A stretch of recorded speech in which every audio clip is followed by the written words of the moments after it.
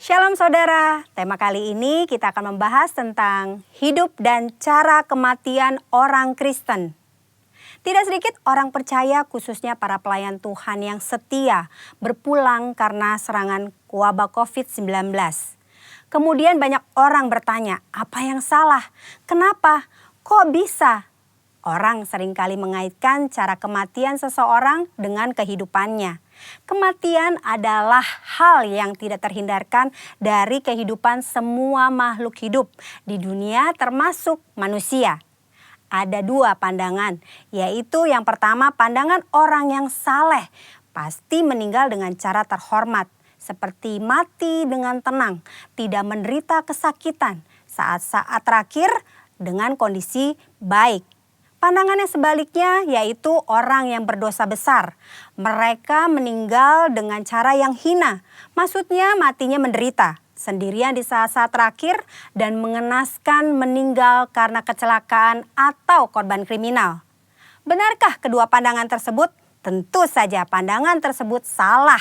Alkitab mencatat Tuhan Yesus sendiri diperhadapkan dengan pertanyaan dan situasi yang mirip. Dalam Lukas 13 ayat 1 sampai dengan 5 terjadi peristiwa matinya peziarah di Yerusalem yang dibunuh oleh Pilatus dan darahnya dicampur dengan korban darah yang akan dipersembahkan.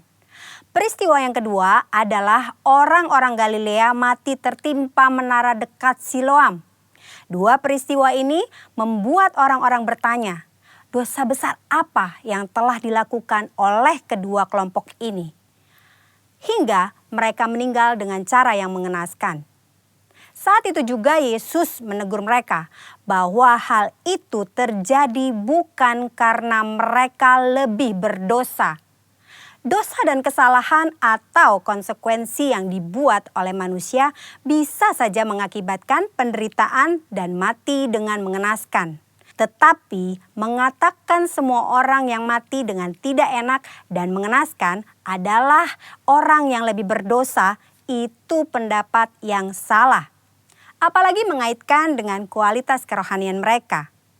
Tuhan Yesus mengajarkan di Lukas 13 ayat 1 sampai dengan 5.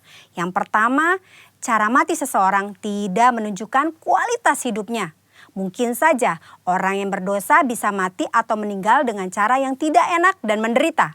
Tetapi bukan selalu bila seseorang meninggal dengan cara yang tidak enak, artinya pasti karena ada dosa besar yang dilakukan.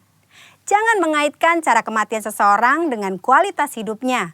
Yesus berkata dengan tegas, jikalau tidak bertobat bisa binasa dengan cara yang tidak enak, bahkan menderita untuk selama-lamanya. Yesus menekankan bahwa penting diperhatikan adalah pertobatan, bukan cara meninggal seseorang. Yang kedua, kualitas hidup seseorang akan berkonsekuensi pada kekekalan. Selain pertobatan, hal yang sama penting adalah menghasilkan buah-buah dalam hidup. Perhatikan perumpamaan pemilik kebun anggur dalam Lukas 13 ayat 6 sampai dengan 9.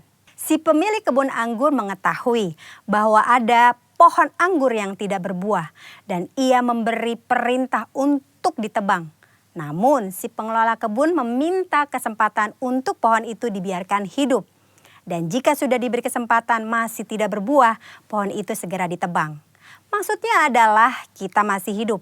Artinya kita diberi kesempatan untuk mengalami pertobatan dan menghasilkan buah. Jika tidak, kita akan dibinasakan. Waktu yang Tuhan berikan harus kita responi dengan pertobatan dan berbuah. Saudara, jangan salah fokus dengan mempertanyakan bagaimana cara seseorang meninggal. Sebaiknya kita meresponi kesempatan hidup yang Tuhan berikan. Yang pertama, kita fokus pada pertobatan dan menjalani hidup yang menghasilkan buah. Agar kita tidak mengalami hukuman dan penderitaan kekal. Yang kedua, tidak ada hubungan langsung antara cara seseorang mati dengan kerohanian yang dijalani selama hidupnya. Yang ketiga, cara orang percaya mati adalah kedaulatan Tuhan yang tidak dapat diselami oleh manusia. Tetaplah percaya dan serahkan diri kepada Tuhan. Percayalah, tidak ada keputusan Tuhan yang salah. Saudara, kita tidak boleh menilai bahkan menghakimi seseorang melalui cara kematiannya. Sebagai contoh, memperkatakan sudah rajin beribadah, berpuasa, berbahasa roh, kok bisa mati karena COVID-19?